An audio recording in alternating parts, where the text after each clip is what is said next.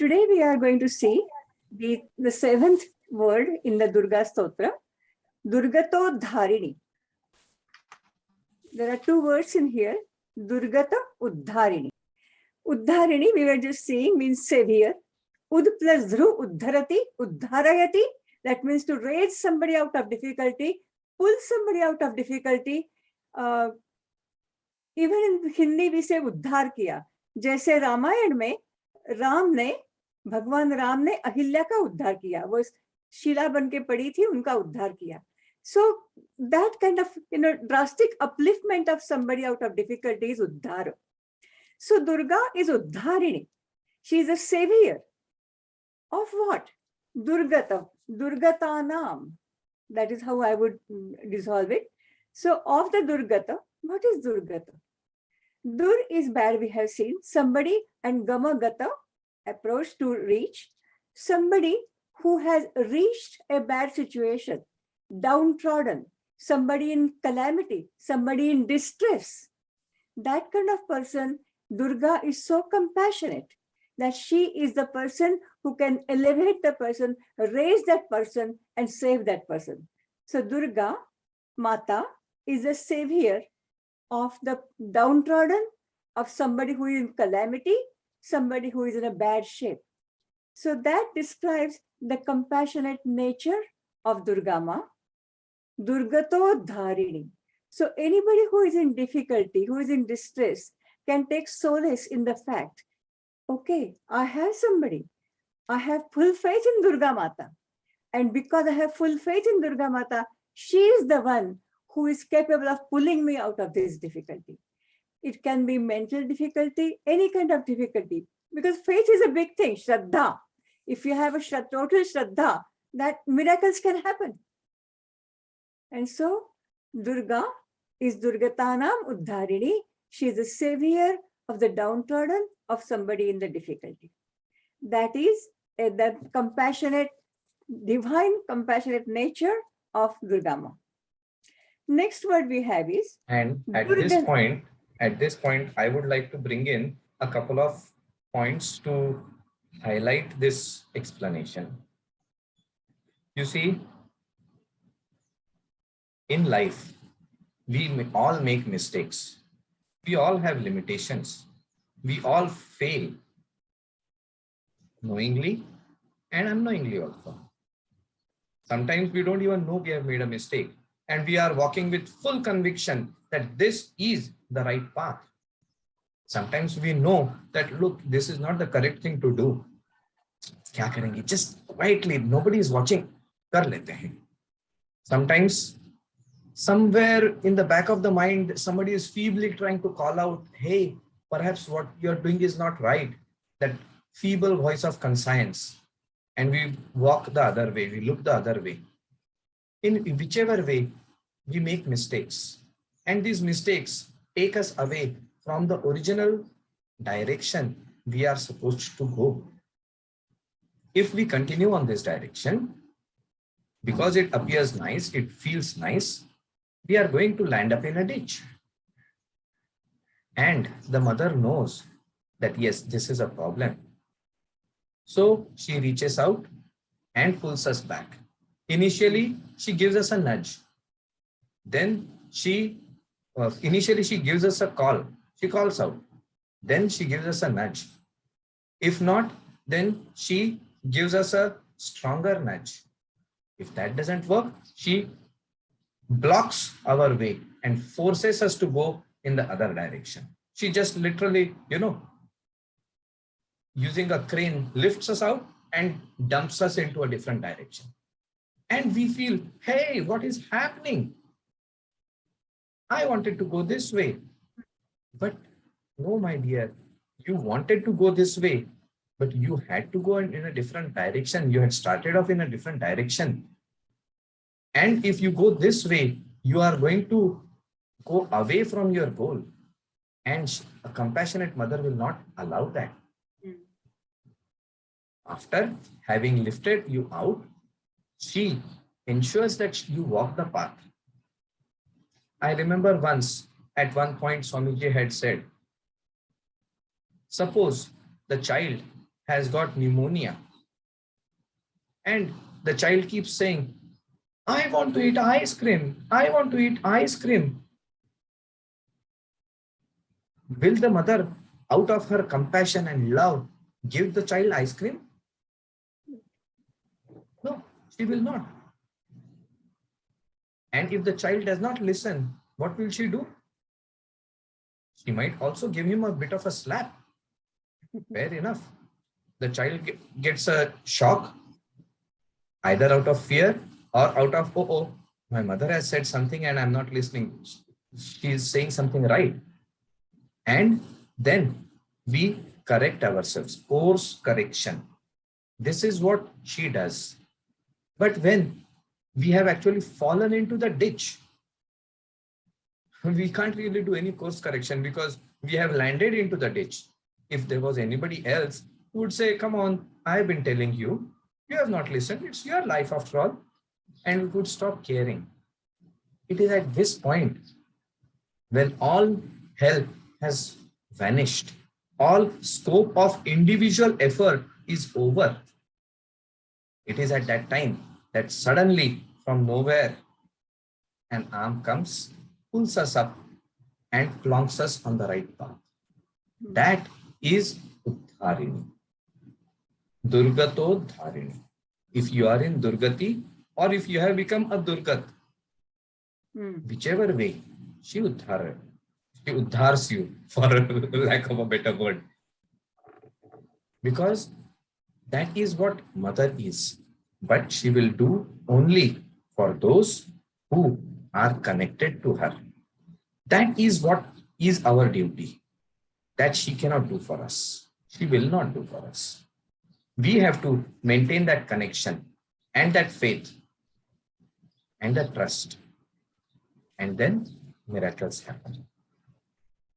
Next word, Archana ji. Next word is Durganihantri. Durganihantri. What is Nihantri? Nisheshana Hanti, Sa Nihantri. In Durga, Hana Hanti means to destroy, to annihilate. Even in Gita, we have Na Hanyate Hanyamane Sharire, and then there is Nainam Chindanti, Nayam Hantina Hanyate. Nayam Hantina Hanyate. The soul is not destroyed and it doesn't kill. So Nayam Hantina Hanyate, Hana to kill. So Nihantri comes from that root, Hana to kill. It means the one who destroys, annihilates. Now, what does Durga annihilate or destroy? Durganihantri. In this case, the word Durga, as we know, means fort, something formidable. So she is the annihilator, even the most mightiest, most formidable demons. In that sense, she is Durganihantri. Those can be demons like Mahishasura, Raktabija, the whole litany of all those names that we see in Devi Mahatmya, in Saptashati. Shumbha, Nishumbha, then Kaitava, Madhu Kaitava. So all those fierce, extremely formidable, extremely dangerous, all those Rakshasas, she is capable of killing. So in the earlier name, we saw her compassionate nature, how extremely compassionate she can be. And here we see her strength, her fierceness, and tremendous power that she is capable of killing even the most formidable, most dangerous demons. But is it just physical demons? No. They can be your own Shadripu, the one that stays within you, like Shadripu, Mada, Moha, Matsara, Ahankara. All these Shadripus, with her powers, when you worship her, you put your whole faith in her. At that time, she can also purify yourself from inside and help to kill your Shadripu. So Nihantri can be applied to both your own Shadripu as well as the physical demons that she has killed, and we say that in Puranas. And that is how Durga Mata is Durga Nihantri. the slayer of the most formidable enemy. That which is impossible for us to get rid of, that she comes and clears. छोटा मोटा चीज है तो कोई भी कर लेगा, लेकिन जब हमने सब प्रयास कर दिया, सब फेल कर गए, उस समय में जहां कोई कहीं भी आशा का कोई किरण नजर नहीं आता है, सभी चारों दिशा में अंधकार नजर आ रहा है, उस समय में वो आती है और उस अंधकार को चीरते हुए प्रकाश की ओर रास्ता बनाती है और हमको उस रास्ते पर अग्रसर होने के लिए प्रेरित करती है, उत्साहित करती है और उसमें मार्गदर्शन करती है.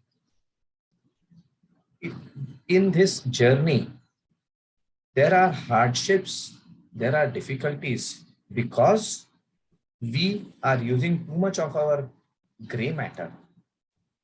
And therefore, that gray matter tells me I am a doctor, I am an engineer, I am a this, I am a that, I am a that. And that creates lots of difficulties. And those are, when those get out of hand, those are the demons. Kama, Krodha, Lobha, Moha, Mada, Matsara. That is all what happens. How can we get a handle on these? We don't have to destroy all of that, but we have to get a handle on this. Because if you destroy all of that, then you have transcended. And as much as we would like to transcend, we know that we are far from that.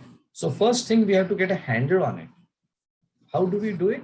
By maintaining that connection with Ma, so that she can actually help us clear the path, see the road and walk that path. So that is Nihantri. And the third word is? Next one is Durgamaapahaa. Apaha, apaharati. There are Durga, Durgamaapahaa. Apaha, apaharati, that means to remove, to do away with, that is apaha, apaha. So Durgamaapahaa. So she is a remover of difficulties. Again, another different shade. We saw Durganihantri, her compassionate nature, Durganihantri, her fierce nature, and Durgamaapahaa. She is also capable of removing, casting away, putting away the difficulties. So there are just different shades. Once you say Nihantri, a strong word, then you say Apaha, take away, remove. Okay. So she is the one who can remove the difficulties for us, the obstacles that we face in our way. When we are going somewhere in the car and all of a sudden we saw a big stone in front of us and there is nobody else to remove that, we get down from the car, remove the stone and go ahead. So that, in that sense, she removes the obstacles that come in our way and make our way, our path open to success. So we can reach our goal, we can reach the success. That is Durgamaapahaa. Durgamaapahaa. Yeah. That is something which is very essential, because you will see gradually now the angle is, the perspective is changing. Earlier, we were totally helpless, vulnerable babies, and she was doing everything for us. And gradually, she is strengthening us, externally removing the difficulties, helping us walk the path, but also internally, she is providing us that nourishment and strength so that our capabilities start increasing. And when our capabilities start increasing, then we start being able to understand at our individual level, what is it that I should do? What is it that I should not do? And if I have to do this, how do I do this? If I don't have to do this, how do I stay away from this? This discrimination starts coming in. And we will see that gradually and gradually, she strengthens us, upgrades us, so to say, so that a day, a time, a moment comes when we and she are not different. We are one. The strength of Durga is in me. I become Durga. So much of identification takes place that there is no difference between the Bhakta and Bhagwan. That is the ultimate. And she is preparing us for that bit by bit, step by step. She literally holds our hands, makes us walk that path, and nourishes us physically, mentally, emotionally, intellectually, spiritually, so that we upgrade ourselves. And upgrading ourselves, we become a better individual, connecting to all our capacities, our potentials, manifesting them in our lives, and removing all these obstacles. That is what Ma Durga is. And remember, there is one more way of connecting with Mother and this energy. The simplest way is helping somebody else in a selfless manner. It doesn't have to be big thing. As you are walking down the street, you see somebody in a bad shape. You just give him a good smile. Good morning. How are you? Is everything fine? So talk to them for 5 minutes. Of course, being very careful, because now we are in a world where such things can backfire also. So you have to be quite careful and take precautions. But reach out.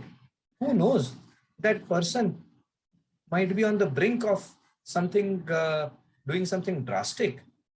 But just a smile from you changed the entire perspective. Oh, there is somebody who's caring for me.